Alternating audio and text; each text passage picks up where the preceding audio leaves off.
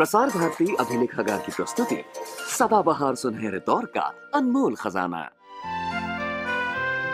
ये जीवन है एक सवेरा, कुछ ख्वाबों का, कुछ यादों का। ये जीवन है एक सवेरा।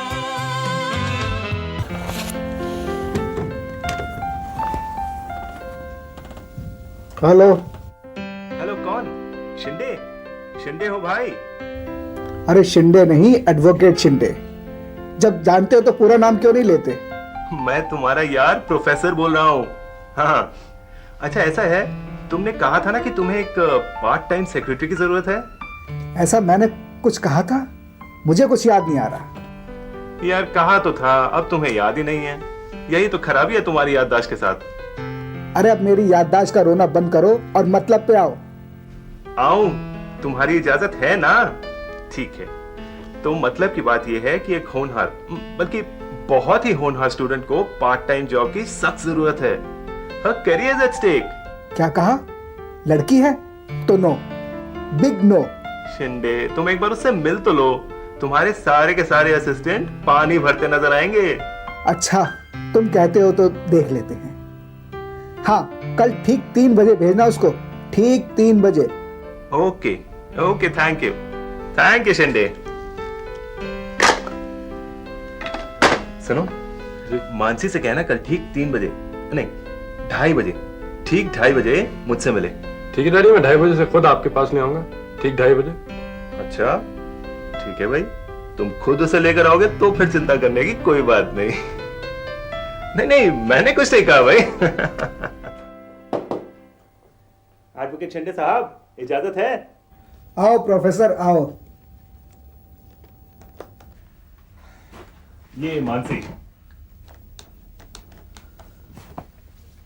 अच्छा तो ये है तुम्हारी होनहार स्टूडेंट।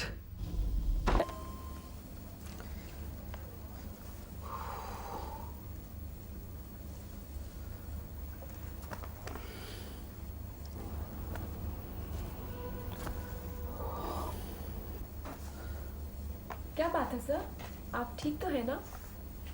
एकदम फिट, लेकिन यहाँ कुछ स्क्रू टाइट सा लगता है। सर दुखता है?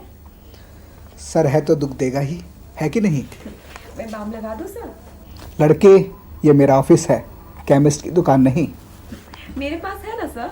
अच्छा तुम्हारे पास है? मैंने तो सुना था कि लड़कियां अपने पर्स में शीशा, कंघी, नेल पॉलिश वगैरह वगैरह रखती हैं। और क्या क्या है तुम्हारे पास में?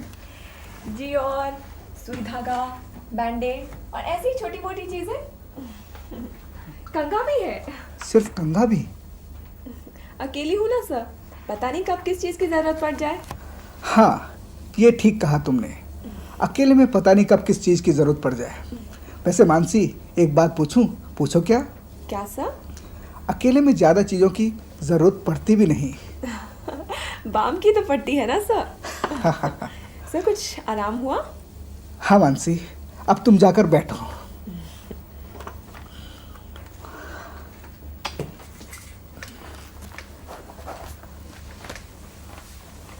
अच्छा मानसी, क्या बेटियां ऐसी ही होती हैं कैसी सर? जैसी तुम हो? एडवोकेट शिंदे साहब, मैं अंदर आ सकता हूँ? आओ, आज पूरा नाम बोले हो इसलिए आ सकते हो।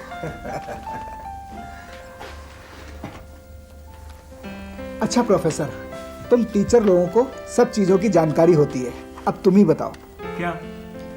कि बेटियां ऐसी ही होती हैं कैसी? जैसे तुम्हारी ये स्टूडेंट। क्यों, क्या हुआ? कुछ नहीं अंकल, सर तो बस वैसे ही। भाई एडवोकेट शिंदे साहब, ऐसा है कि ये जानकारी तो मुझे भी नहीं, क्योंकि मेरी भी कोई बेटी नहीं।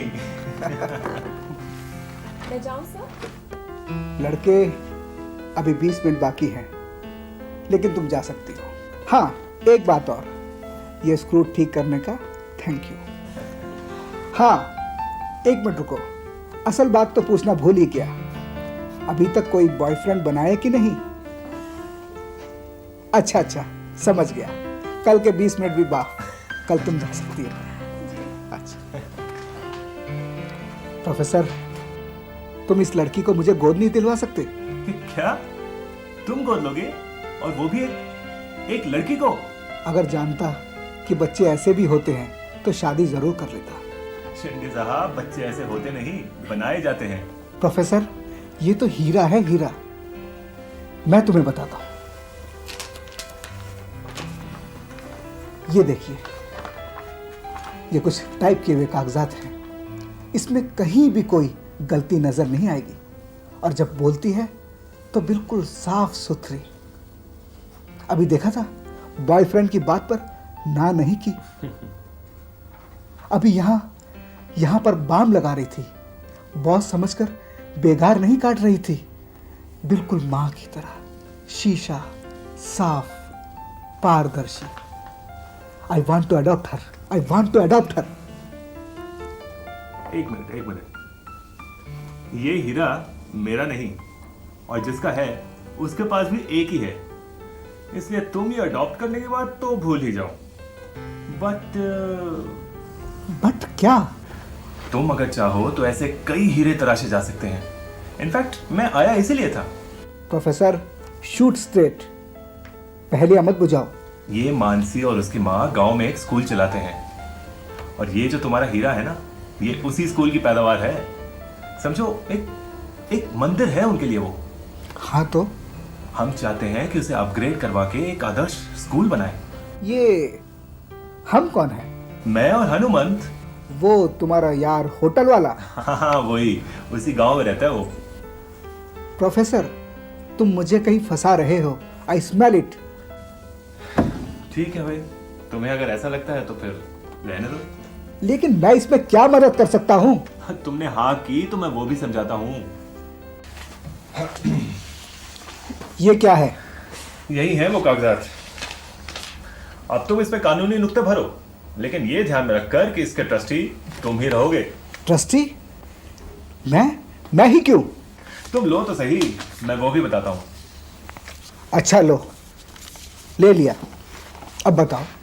इसलिए कि तुम कानून जानते हो, किसी नौकरी से बंधे नहीं हो, इसलिए तुम्हारे ट्रस्टी होने पर कोई आपत्ति नहीं उठाएगा, और इसलिए भी कि इससे तुम्हारी जिंदगी का अकेलापन दूर हो जाएगा।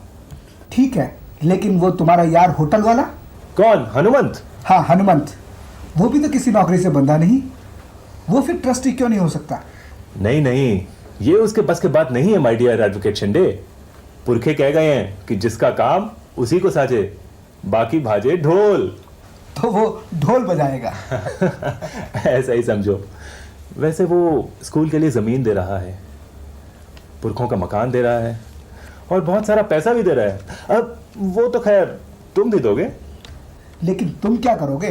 भाई, मैं पैसा नहीं दूंगा, क्योंकि मेरे पास तो पैसा है नहीं। हाँ, लेकिन वो इमारत जो गांव में बनेगी उसे एक आदर्श स्कूल में बदल दूंगा, ये मेरा वादा है। प्री मैच्योर रिटायरमेंट लेके प्रोफेसर से स्कूल टीचर बनूंगा, ये भी तुम देख लेना। लेकिन ये सब किस लिए? हीरे तराशने के लिए शिंदे साहब, हीरे तराशने के लिए। एक गुमनाम से गांव के बेपहचान बच्चों को मानसी बनाने की खातिर। हाँ, हीरा, मानसी।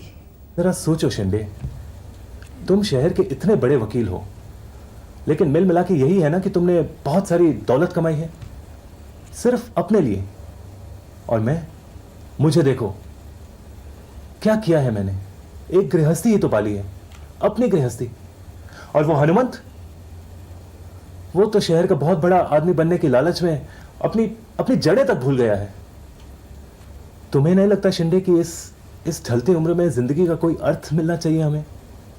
अपने लिए तो जानवर भी जिंदा रहते हैं। मगर तुम ये भाषण मुझे क्यों पिला रहे हो? डिड आई से नो टू योर प्रपोजल? और हाँ, भाषण में 2 बार मेरा नाम आगा बोल गए, Shinde. I am sorry advocate Shinde, I am sorry. लेकिन क्या करूं, जब भी उस औरत के बारे में सोचता हूं तो अपना बौना महसूस करता हूं मैं। I feel sorry for my self. और वो एक गुमनाम सी औरत, एक गुमनाम से गांव में सब कुछ खो जाने के बाद भी दूसरों के लिए जी रही है। निस्वार्थ, कोई लालच नहीं। वो जानती है कि उसे कोई राष्ट्रीय सम्मान नहीं मिलेगा, किसी अखबार में ना उसकी कोई तस्वीर छपेगी ना उसका नाम, लेकिन फिर भी वो। ये किस औरत की बात कर रहे हो तुम? शिंदे, तुम्हें भूलने की बड़ी आदत है। कहा तो था उस दिन पार्वती देवी की। पार्वती देवी? कौन पार्वती देवी? मैं मानसी की माँ।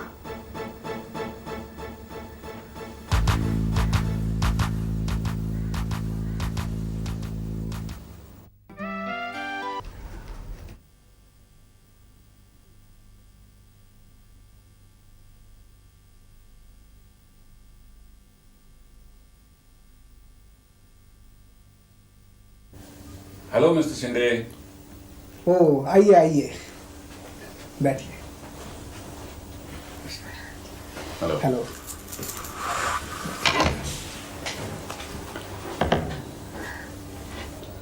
तो मिस्टर हनुमंत होटल वाला, सॉरी होटल वाला कहना बुरा तो नहीं लगा? आप कहिए ना, अच्छा लग रहा है। दरअसल जब तक नाम के साथ काम ना जुड़ा हो तो नाम कुछ अधूरा सा लगता है। अब मेरा नाम ही लीजिए, जब तक एडवोकेट साथ ना जुड़ जाए बात कुछ बनती नहीं। फिर मेरे नाम के साथ क्या जुड़ेंगे आप? देवी, पार्वती देवी। जो मानसी जैसी बेटी को जन्म दे उसके काम तो देवियों जैसे ही हो सकते हैं। आपने कुछ कहने के लिए बुलाया था ना हमें? हाँ, मैं ये कहना चाह रहा था कि कागजात की एक एक कॉपी इंफॉर्मेशन के लिए आपके तहसील में भेज दी गई है। ट्रस्टीशिप के कागजात भी मैंने तैयार कर लिए हैं। बस पार्वती देवी, अब आपका स्कूल अपग्रेड हो गया है। मेरा क्या भाई साहब, आप ही का है, आप ही सब कुछ कर रहे हैं। चलिए, आप कहती हैं तो हम ही कर रहे हैं, लेकिन एक शर्त है, मानसी बेटी को हम यहाँ से जाने नहीं देंगे। आप ही की है, बेटियां भी कहाँ माँ के पास रहती हैं। अच्छा, अब मैं चलता हूँ, थोड़ी देर में लौट के आऊँगा। तब तक प्रोफेसर भी आ जाएगा, बाकी की बातें बाद में होगी। आप लोगों के लिए चाय पानी भिजवाता हूँ।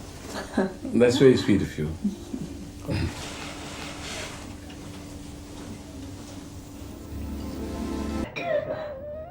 वो ऐसा है मिस्टर हनुमंत। हनुमंत होटल वाला? हाँ, हनुमंत होटल वाला। आपको तकलीफ इसलिए दी है कि आपके तहसील से आपके सॉलिसिटर को, यानी कि मुझे एडवोकेट शिंदे को जवाब आया है, और जवाब सही आया है। आपके ज़मीन के ट्रांसफ़र ऑफ ऑनरशिप के लिए आपकी फिजिकल प्रेजेंस ज़रूरी है। मेरी बात समझ रहे हैं? हाँ, मैं बिल्कुल समझ गया कि मुझे वहाँ फिजिकली प्रेजेंट होना है, तो मैं कल ही गाँव चला जाऊँगा। बराबर समझ रहे हैं। हो सकता है आपके ट्रस्टी यानी मुझे और प्रोफेसर को भी सूरत में तलब किया जाए। इस सिलसिले में हमें क्या करना होगा? आपको कुछ नहीं करना होगा, आपको मेरे ऑफिस फोन करना होगा। आप आकाश को तो जानते ही हैं, बस आप उसे फोन कीजिए, वो गाड़ी का बंदोबस्त कर देगा, रादर वो खुद लेके आ जाएगा आपको गाँव। गुड। आप समझते हैं कि मैं आपके प्रोजेक्ट में इतनी दिलचस्पी क्यों ले रहा हूं? नहीं जानते, मैं बताता हूं। मानसी की खातिर मैं चाहता हूं ऐसे हीरे और तराशे जाए, और ये काम सिर्फ गांव में ही हो सकता है। आपका विश्वास है, मैं क्या कह सकता हूँ, लेकिन मैं आपके विश्वास की कदर करता हूँ। एक बात और है, आज जब इतनी जिंदगी गुजारने के बाद पलट कर अपनी जिंदगी का धूप छांव का नजारा करता हूं, तो ऐसा लगता है कि धूप भी खुद ही सेकी है और छांव भी खुद ही ली है। जाने से पहले कुछ करने की चाह है। मैं भी गांव के लिए कुछ करना चाहता हूँ। गांव का बहुत कर्ज है मुझ पर।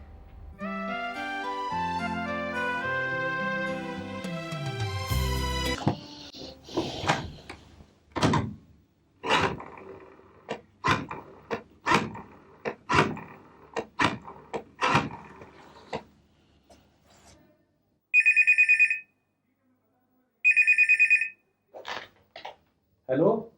Good day my boy. Oh good day sir.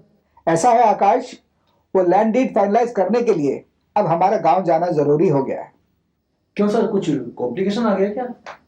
Complication कुछ नहीं, कुछ लीगल ऑब्जेक्शन पूरे करने हैं।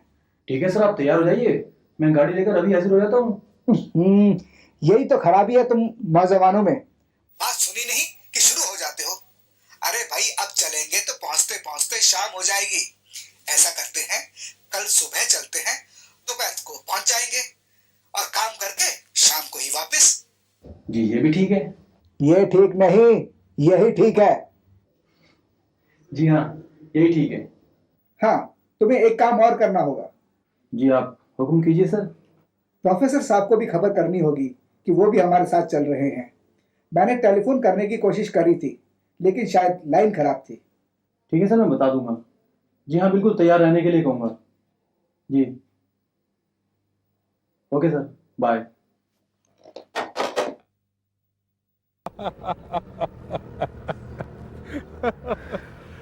भाई शिंदे साहब, एक बात है, मुद्दा चाहे कुछ भी हो, हैं? वकील आप जबरदस्त हैं। इतने दिनों से अटका हुआ था ये काम, आपने एक ही दिन में कर दिया। मुखिया जी, ये काम तो निबट गया ही समझो। कागजात भी तैयार करके हनुमान जी के हवाले कर दिए। और प्रोफेसर और वो दोनों काम निपटा के आने ही वाले हैं। क्या अब भी शक है? मुखिया जी, ये एडवोकेट शिंदे है ना, कोई भी काम हाथ में लेता है तो पूरा करके ही छोड़ता है। नहीं नहीं नहीं, ये बात नहीं थी जी। वो बात ये थी जी कि वहाँ खड़े खड़े इतनी देर खड़े रहे जी वहाँ पर, तो बस ये गला सूख गया जी। मैं सोच रहा था कुछ चाय पानी का इंतजाम हो जाता तो बात बढ़ जाती। ये बात तो बहुत मौके की कही।